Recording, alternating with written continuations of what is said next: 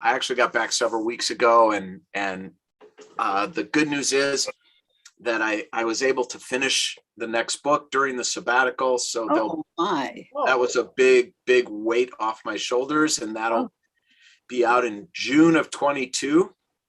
And everybody's happy with it, which is great. And I'm done with it, which is even better. And I know we'll be happy with it. I hope so. It's called For You When I Am Gone. And I think it's going to be really helpful for people. Anyway, I'm back. Let's just deal with the High Holy Day issue that Marty raised. We sent out a survey, and the bottom line of that survey is pretty much no one wants to be there in person because it's too dangerous. And our medical people have, we consulted, we have like a COVID committee of doctors at the temple, and their basic message was it will be next to impossible for it not to be a super spreader event. Also, all these people will be going home to unvaccinated children. And it's just not worth the risk. But here's the good news. Last year, we did sort of a pre-recorded thing that looked kind of like television, actually, and not so much like a service. This year, we have 3 camera crews, and we're going to live stream the service from the Bima in the sanctuary at University and at the Glazer campus. So it's going to be happening live stream right on the day at the time, but you'll be watching at home or wherever on a screen. So that is we also, to be honest, I felt it was extremely important to set the right moral example for other institutions in the city. Hopefully this surge will be behind us in 8 or 10 weeks, but nobody really knows. We hope so. Yeah, but we had to make the decision now because of all the planning required. So the good news is you can watch in your pajamas on the couch. We were thinking about sending chicken wings and beer to everyone, so you could have kind of a watch party. Send the beer, forget the wings. Yeah, okay. Not on Yom Kippur. I'll take his wings, forget the beer. You two should have gotten married.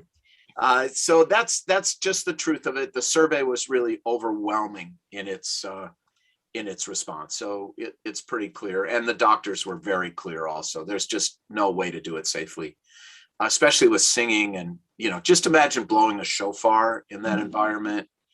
It just can't be done. No. So there you have it. Next, I think, let me explain the Torah portion we're going to study, and we're only going to study a small part of it. So we decided that leading up to the High Holy Days, we would use this month of Torah study to teach and talk about the Torah portions of the High Holy Days. And so I'm the first one in this series, so I'm going to start with first day Rosh Hashanah in the Reform tradition, which is the Akedah, the binding of Isaac. So that's what we're going to study today. And for those of you who have a Bible at home, it's Genesis chapter 22. Go get it. Kaf bet. I'll go get it. For the Hebrew seekers. Bereishit Kaf bet, Genesis 22. Take your time. By the way, if you don't have a Tanakh or a Bible in front of you, just call it up on your phone. We have the same Bible you use. Okay, good. Yeah. Good. Just call it up on your phone, by the way, if you don't have a text in front of you. Genesis 22. Cindy, are those actually your hydrangeas behind you there? Unmute, because I want to know what's the secret? Yes. What's the secret? They're incredible. Yeah, they got down. You can see them all. They're amazing. Look at that. Yeah, they really are. I'm very lucky. Do you feed them something? No, I just talk to them a lot. Jeez. I need you to come over and whisper to mine. Mine look like weeds. Good sunlight, because I have some not at this time and they're not doing as well. Wow, that looks good. Okay, so we're now going to look at, I see it, Barbara. We're now going to look at this very, very difficult story, difficult myth, difficult paradigm, And Abraham, difficult allegory, however you choose to define it, of Abraham preparing to sacrifice his son Isaac.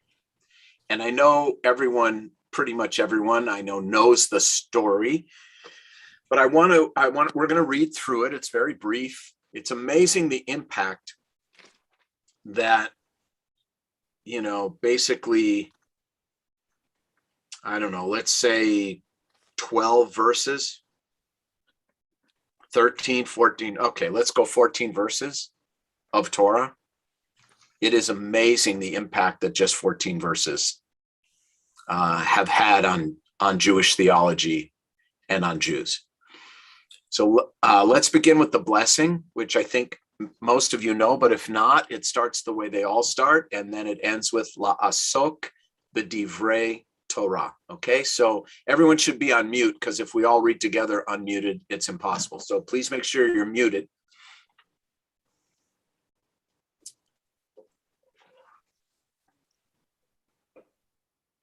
And please join me. Baruch atah Adonai Eloheinu melech haolam asher kiddushanu b'mitzvotav v'tzivanu la'asok b'divrei Torah.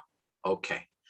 All right. So I think, Marty, you're usually our narrator. Are you ready to roll? You have as to soon as I unmute, Okay, so Marty's going to read for us, and we're just going to read the story uninterrupted first, and then we'll pick it apart. Okay, so here we go. Genesis 22, verse 1. okay. Sometime afterward, God put Abraham to the test. He said to him, Abraham, and he answered, here I am. And he said, take your son, your favorite one, Isaac, whom you love, and go to the land of Moriah and offer him there as a burnt offering on one of the heights that I will point out to you. So early next morning, Abraham saddled his ass and took with him 2 of his servants and his son Isaac.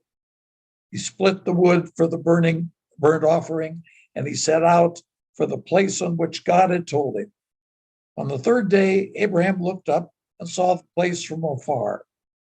Then Abraham said to his servants, you stay here with the ass. The boy and I will go up there. We will worship and we will return to you. Abraham took the wood for the burnt offering and put it on his son Isaac. He himself took the firestone and the knife, and the 2 walked off together. Then Isaac said to his father, Abraham, Father, and he answered, yes, my son. And he said, here are the firestone and the woods, but where is the sheep for the burnt offering? And Abraham said, God will see to the sheep for his burnt offering, my son. And the 2 of them walked on together. They arrived at the place in which God had told him. Abraham built an altar there. He laid out the wood. He bound his son Isaac. He laid him on the altar on top of the wood. And Abraham picked up the knife to slay his son. Then an angel of the Lord called to him from heaven, Abraham, Abraham. And he answered, here I am. And he said, do not raise your hand against the boy or do anything to him. For now I know that you fear God, since you have not withheld your son, your favorite one, from me. When Abraham looked up, his eye fell upon a ram caught in the thicket by its horns. So Abraham went and took the ram and offered it as a burnt offering in place of his son. And Abraham named the site Adonai Yirah, whence the present saying, on the mount of the Lord there is vision. Okay, we'll stop there.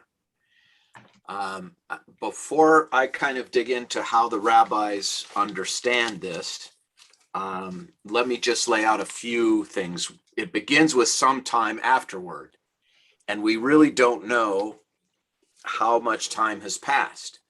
And there are really 2 schools of thought or ways of reading what that means sometime afterward. For most of the commentators, it's read chronologically, and it means sometime after this Sodom and Gomorrah episode that precedes this in the Torah. Others view it as a much longer period of time that would make Isaac 37 years old at the time of this episode, this story. How do they figure that? Well, we know that Isaac was born when Sarah was 90, and we know that Sarah died at 127. And there's a commentary that says, well, why did she die at 127? It was just after this Akedah, just after Abraham was prepared to sacrifice him. And when she heard about it, she died. It killed her. And so they calculate that if she was 90 when Isaac was born and she died right after the Akedah, that would have made Isaac a 37-year-old man in this story, which changes it completely. Because when we imagine it, we all imagine this little boy being led and in fact deceived by his father. You know, he says to the servants, we're going to go up and we're going to pray and then we're going to come back. Deception number one. Deception number two, when Isaac says, Dad, where I see the knife, I see the wood, but where's the ram? And he says, God will provide, my son. Deception number two. So that's what we normally see here. If you read it as a 37-year-old, you get a whole different picture. And it means that Isaac was very likely a willing participant, not someone who was unaware, not a young unaware child, but a willing victim. I'll use that word very deliberately. Most of the commentators don't go down this road, but I think it's kind of a mind-blowing idea that he was an adult, and if this is what God commanded, this is what was to be done. And we're going to talk more about that later. Okay. Now let's go back to this idea that no, it's read chronologically and it's immediately after the Sodom and Gomorrah story. That presents a whole different set of problems different than Isaac as willing victim, right? So the Sodom and Gomorrah story, I know we all know it. It's a sort of classic Middle Eastern bargaining scene between Abraham and God, because God wants to destroy the wicked cities of Sodom and Gomorrah. By the way, the rabbis say mostly because of the way they treated strangers and the poor. They wouldn't let people in. If you need a good text to support more open immigration policy, you can look at the rabbis, the midrashim on Sodom and Gomorrah and what the real evil was, that they mistreated the disadvantaged and the stranger. But in any case, if you read it as this, if you read this chronologically, it presents a very different problem or a different challenge. Anybody have an idea of why juxtaposing Abraham in the Sodom and Gomorrah section of Torah and the Abraham who is willing to slit his own son's throat, why is that problematic? Anybody want to take a guess at where my mind is going? Penina, go ahead, unmute. He is willing, he's pleading with God to save people's lives. Right. Sodom and Gomorrah. Right. And here he is willing to sacrifice his son. Right. And not even good people, right? He's pleading to save wicked people. Yes. So it has to, the time maybe, the time that these things were happening may not be exactly the same order that the chapters are. And regarding Sarah, she left him. She didn't die. She left him and went to Hebron because she has her own tent there. She was a princess, Sarah. Yep. And when she died, they had to go and get her bones all the way from there. Yes, And but- Ishmael went with them because Abraham actually went, no, Ishmael went later when Abraham died. But Isaac was there. Abraham left and went to live back with with Agar and Ishmael Right. in Beersheba. But So what the whole was that? story, yeah. That's midrash. So right. That's midrash. So, yeah, but if you read it, why would he go and get her bones all the way from Hebron? It means it wasn't with her. Yeah, So it's So you she left. understand. Like the midrash is not the same as the text. Right. So we have two things here. We Yes. have Sarah's life, and then we have the life of Isaac and the people. Right. And by the way, so what we're setting up here really is this idea of how different Abraham was as a community person, community leader, versus what he was as a father. Okay. By the way, this story, when he's about to sacrifice his son, is the first time that Abraham and Isaac speak to each other in the Torah.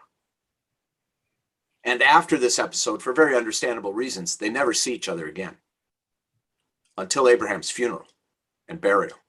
So you have this juxtaposition here of two seemingly different people, but we're going to get into now how the rabbis see that in a way that they believed was really, really defensible. I don't think, Brad, the question about is the willing victim sort of a paradigm for Jesus later in Christianity? I don't think so, because first of all, this midrash is a really, really small minority perspective on the story. So I really don't think so. Okay, so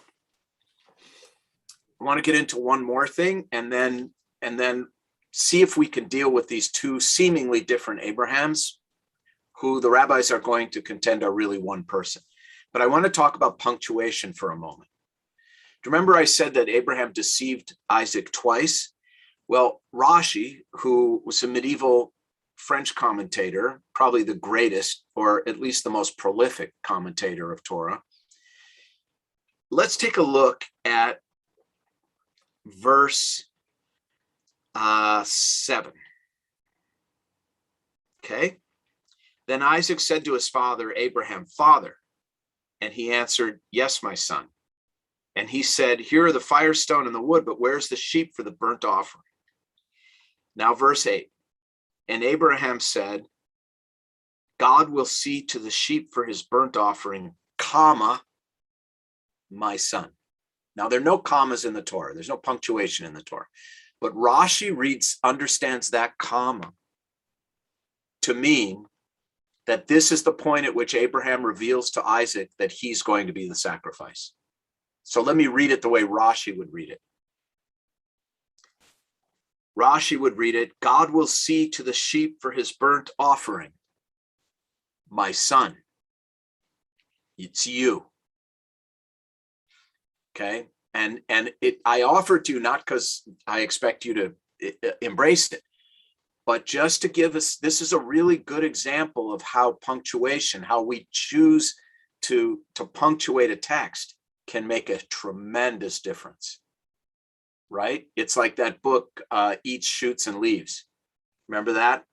About punctuation. Okay. All right. Now, let's just start in a general way and see, I'm very interested in your thoughts about what is the meta message of this story? What is it really trying to teach us? And why would we read it every year on Rosh Hashanah? And by the way, the shofar, the ram's horn, is an homage to this piece of Torah. That's why we blow the shofar, okay? A ram's horn in particular. So what is the meta? If I said, what's your sermon, Rabbi? What is going on here, to put it more simply, okay? And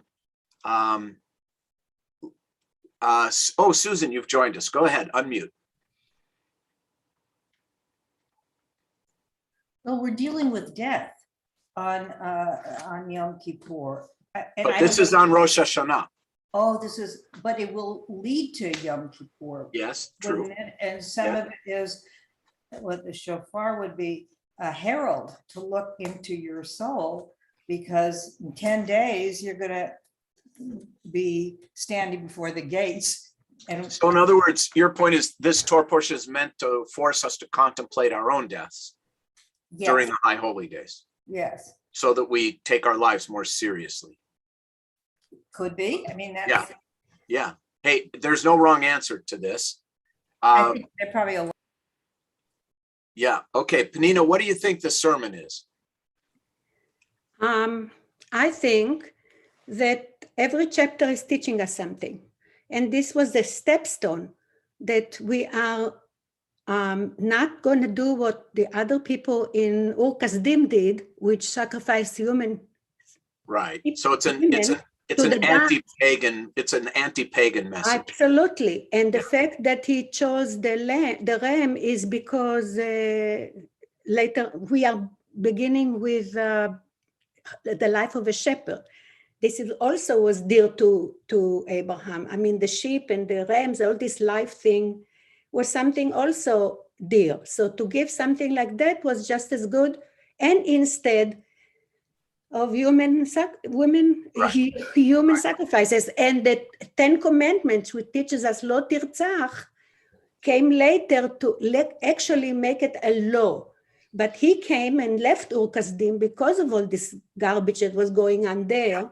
Yeah. And here he has to start something new. So how would he do something different to make this new Judaism or religion or whatever it is that we are following? Okay. So very good. So another answer is that this is actually a story about what not to do.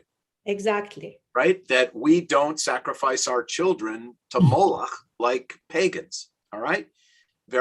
This is a very widely accepted idea that this is actually a story to differentiate us from pagans, which many of the stories are, and that it's all a setup to teach by negative example how not to behave. Now, I'm going to present a point of view that's completely different than that, but it is a widely accepted point of view. Okay. Anyone else want to take a shot at this difficult? Yes, Merle. I was just going to say that it's the precursor to Yom Kippur and what we are supposed to repent for. But my view is in 40 some odd years of watching people in communal service of all kinds, that people, you devote so much time to whatever it is you choose to be involved in, that sometimes you forget your children or the rest of your family or your friends who need you. So the sermon would be, hey, before you shake your head at Abraham, look at yourself. Right. Look at our society. We sacrifice children all the time. 20% of the children in America are food insecure. By the way, that's true in Israel also. Really? So, yeah. So what's this nonsense about we never sacrifice our children? You know, the greatest generation at one point was a bunch of 18-year-old kids sent off by their parents, knowing, not hoping or wishing, but knowing that they could die. They sacrificed their children. In Israel, every parent who drops their son or daughter off at 18 to begin basic training, they don't know. No one knows what the outcome may be. So that's a really powerful idea that is by the way, I don't know, Stanley, you back me up on this. I would guess 1,000 rabbis have given that sermon over the years. It's a big number, more, right? More, but it's an important idea that don't shake your head at Abraham. Look in the mirror, look at our society. Okay. And there's also Abraham was a great Jewish leader, but he was a horrible father, right? That's another sermon that's often given. I'm actually going to give you the traditional defense of this whole story, but I want to hear more first. Yeah, Pamela, go ahead, unmute. Just a question, which is this also a lesson to say, if you're not willing to sacrifice your own son, don't send us somebody else's child for this offering? Meaning like if almost a do as I say, not as I do, but more to the sense of like, I'm not taking somebody else's kid. I'm not taking a slave. I'm not taking the stranger. Well, An offering. it's Then very, it's going to be my own personal sacrifice. it's very interesting you say that for two reasons. First of all, it is definitely called a test. It is a test of Abraham's faith. That whether he failed or passed the test, that's debatable, right? Because maybe he should have said no. But it's definitely a test, number one. And number two, this text, there's a really brilliant rabbi named Robert Kirshner. He works at the Skirball now, and his PhD thesis was on the Holocaust and halakha. How was Jewish law used to make these horrible decisions that had to be made during the Holocaust by Jews? So he writes about one example where they had drawn up a list for the Nazis. I think it was of 50 children who had to be turned over the next day to be killed. And there was a man in the camp who had the ability to access the list and remove his son's name and number, and put in another number instead. He can do it. And he goes to the rabbi and asks him, can I do it? Can I swap someone else for my son? And the rabbi points to this story, points to the Akedah. And he says to him, you must be like Abraham. And this man knew exactly what that meant. And so you have, I don't know if you have no idea how powerful your insight really is and was, and that this is the lesson that no. We make the sacrifice ourselves. We don't sacrifice by proxy. Right? Gordon, go ahead, unmute.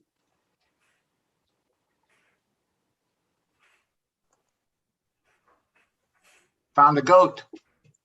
So who did a person in the Holocaust in a concentration camp find? He didn't. He kept his son's name on the list. But then not following as Abraham found somebody else to substitute for his son. He was prepared. But he did. No, he was prepared until he was told not to. He was prepared to sacrifice his son. Now, I'll give you an example of how the rabbis see that. You know how it says that the angel calls to him twice, Avraham, Avraham, verse 12? It's very rare, by the way, that a word is repeated in the Torah. Tzedek, tzedek, tirdof, Avraham, Avraham. It's rare. And if back in rabbinical school, when I was studying for exams, I could have told you how many times it occurs. I can't remember, but it's rare. And there's a midrash that says the angel says Avraham, Avraham, because Abraham actually killed Isaac. Then the angel revived Isaac, and Abraham was prepared to stab him again. So the tradition definitely sees Abraham as having been willing to do this. And in fact, some of the midrashim indicate he actually went through with it. So that's why I think, Gordon, the story was instructive to that father, that he really didn't have a choice as a Jew. Okay, now I just want to take a look here. Jeff, go ahead. Unmute.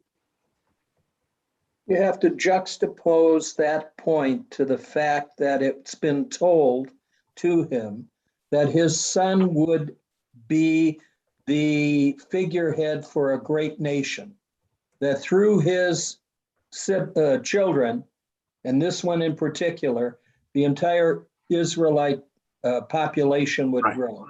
Right. So So, there's knowledge and there's no knowledge. There's duty and there's knowledge of the safety of what's been told to him. So it's Yeah. a strange yes, non-reality. that's right. And he has to make this decision. And so Jeff's point is he's already been promised that his son's going to be, like they're going to be thousands of myriads. I don't know how many a myriad is, by the way, but it's a lot of people. And so Jeff's saying, hey, he knew all along that it was a ruse. God was never going to go through with it. And that's possible. Let's keep in mind that he did have another son. And so, who knows? But he certainly seemed prepared to do it. And some of the rabbis actually see him as having gone through with it. Okay. Now, let me just, Pamela, did you have your hand up again? Go ahead, unmute. Well, I just had a quick question. It begs the question, why didn't he choose a different son? Oh, I mean, because Like, okay, what, so he let's could have picked Ishmael, right? So No, it's no. not Sarah's son. So listen to this. This is another midrash. It's such a good question. So let's go back to the very beginning. Verse 2. And God said, take your son. Now, here the rabbis imagine Abraham saying, but I have two sons. And then God says, your favored one. And Abraham says, well, I favor one, but Sarah favors the other. So like Abraham's trying to get it to be Ishmael. Okay. And then finally, he says the name. God says Isaac. Okay. Because you realize it could have been written, and God said, take Isaac and offer him up there. But he says, take your son. Which son?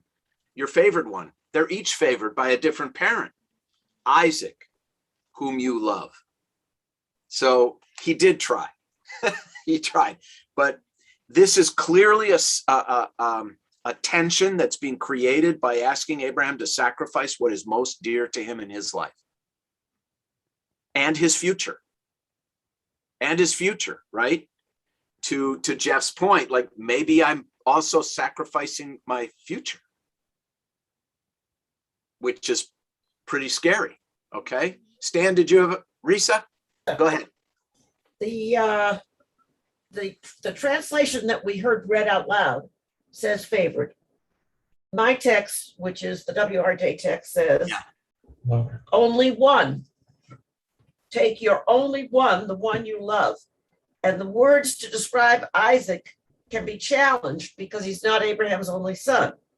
But it could be explained as a recognition that Isaac is now the only legal son because Abraham has banished Ishmael. What do you think of that?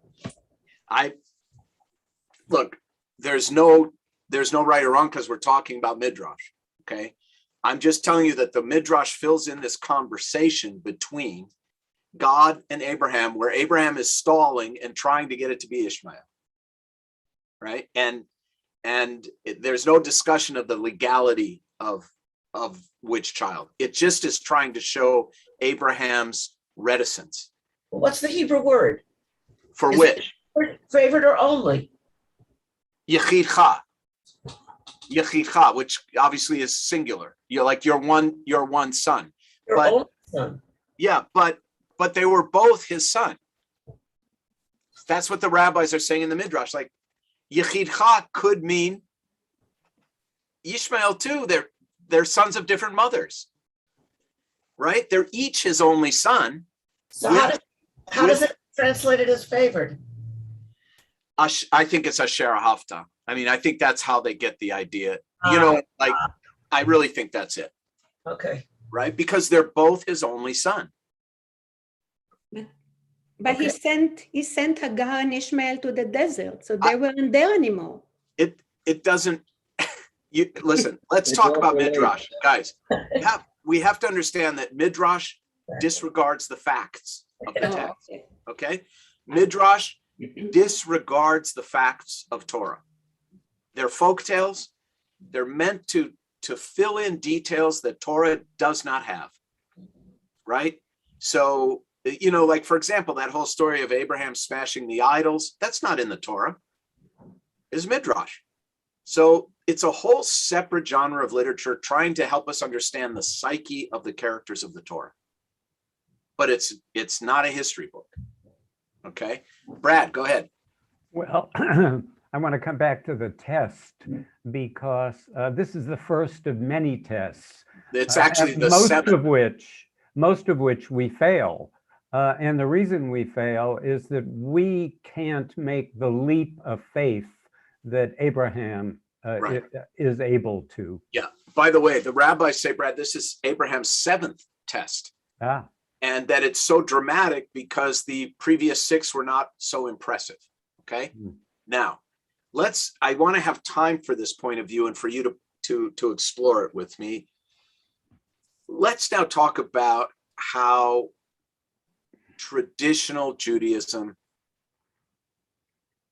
defends, I'll use the word defends, or interprets or embraces the story as it appears, which is that Abraham was totally prepared to do this. And why on Rosh Hashanah would we be reminded of Abraham's willingness, because he is told by God his willingness to sacrifice his son and potentially his future? So on the most sophisticated level, the way I would describe the traditional defense, is that at the core of every one of us is not the self, but the transcendent commitment to God. That this idea that the essence of Judaism is not the self. That ultimately every choice we make is in service to God.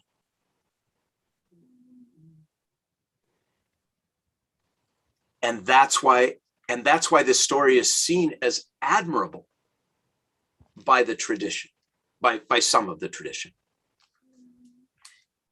That's number one. And if let's just try this for a moment. I want to ask a question. I've never asked a group this question before. Is there anything you would die for?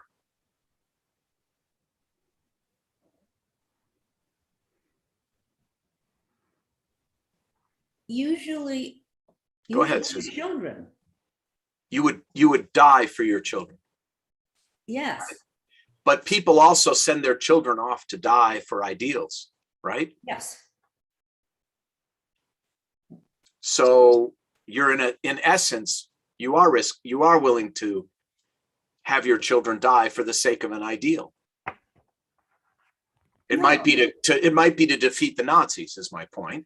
But to defeat the Nazis? Okay. Right? I mean, that's what wars are. They're older people sending younger people to die. So what is it? Do you have something you would die for?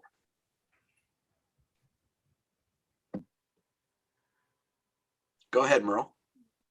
If my child or grandchild or a relative, even my mother, needed a body part that I could give them, you always take that risk with health issues. Yeah. So you would die for someone you love. And if that's what I mean, I even look at it as this past year, one of my granddaughters was bullied at dance. And to go in there and fight for what this mother was creating for a whole dance program, you go in there and you fight and you risk whatever the outcome might be towards you or your friends who are also fighting for their children or grandchildren. Yes. And there's always a risk. And to me, that's what this says. Yes. And by the way, I think most of us would jump on top of our children or grandchildren in a shooting. Instinctively, we would. Strangers run to save the lives of other strangers at the risk of their own lives, pulling people off of train tracks or out of burning automobiles. And I think that's because there are moments in us when we grasp a higher value than ourselves, the true meaning of sacrifice. And that's number one. Okay, that's the first point I want to make about how tradition can see this, that it is about the primacy of God, and that within all of us is something more important than each of us, which is ultimately serving God's will. Number two, the tradition defends the test and Abraham's response, not because the rabbis find it a happy story with a happy ending, but more on the principle of who are we to pick and choose?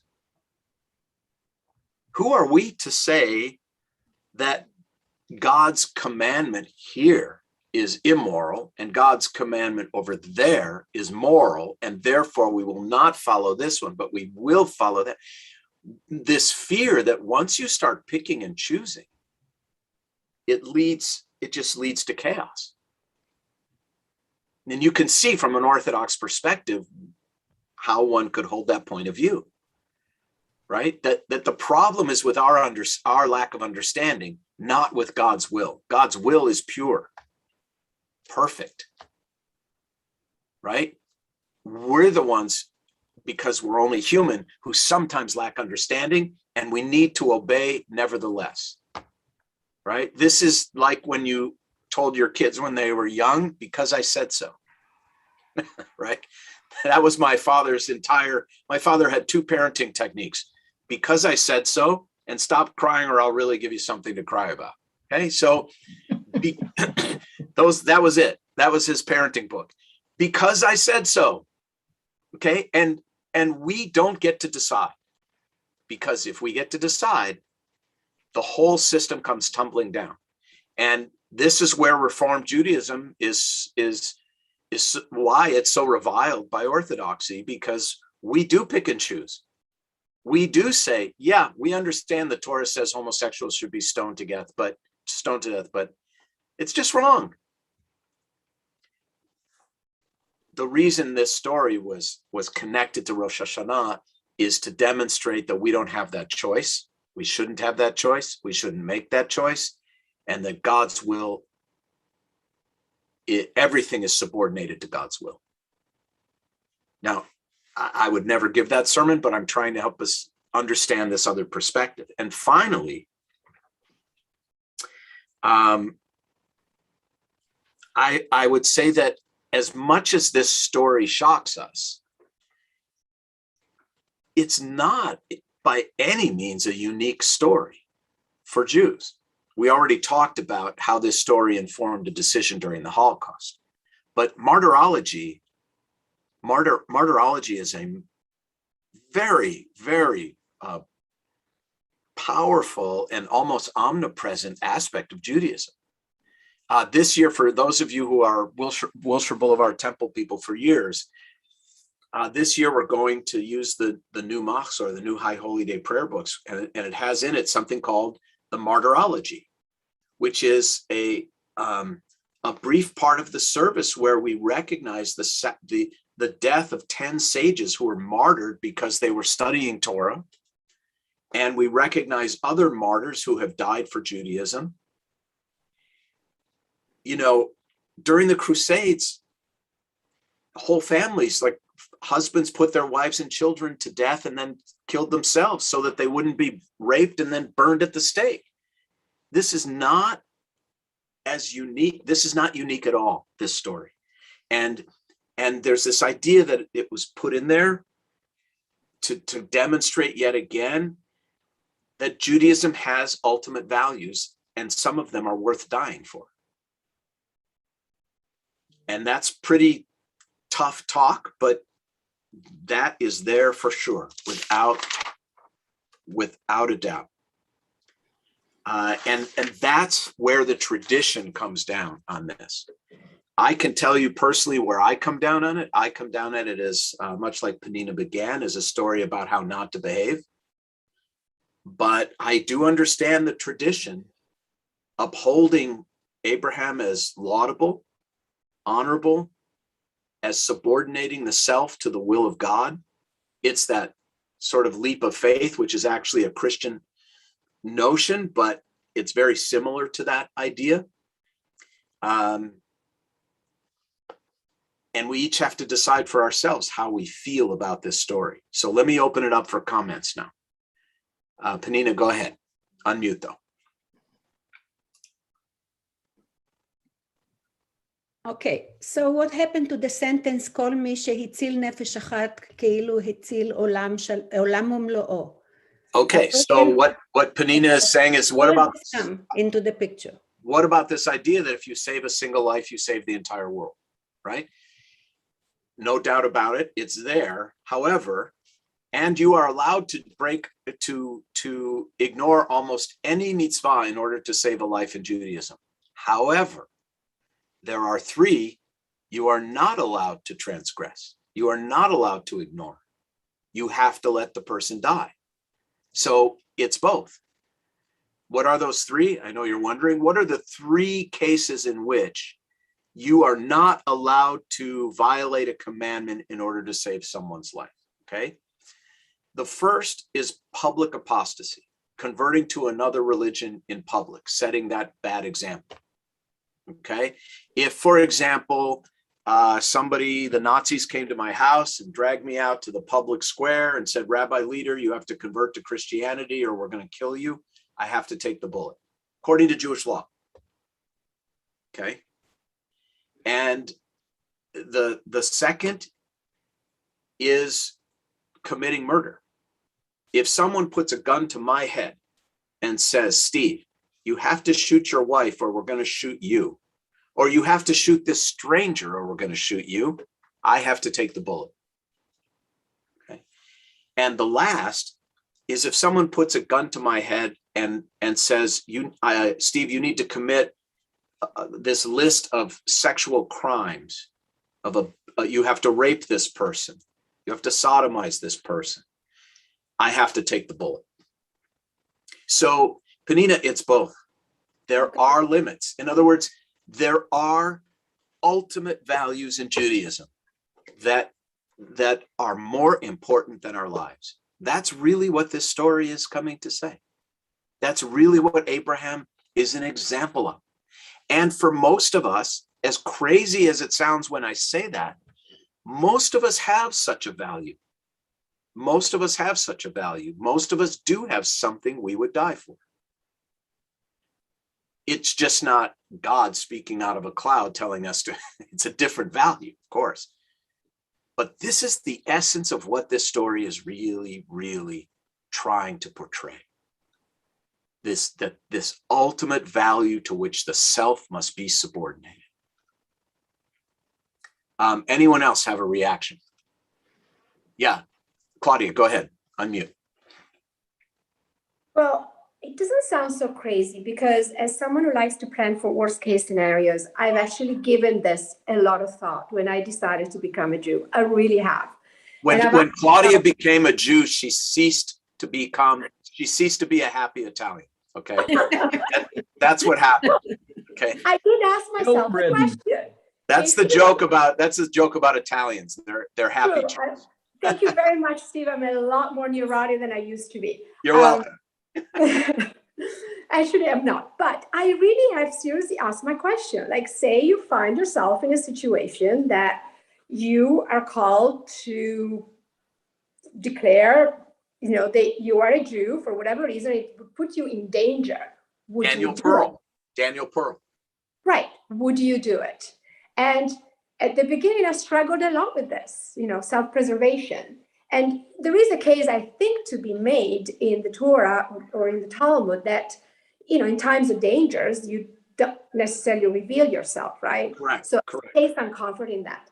But I really have come to think that it's not because I believe in this, God so much, but because being Jewish is such a big part of me that if I didn't take the bullet, I would negate a really important part of myself.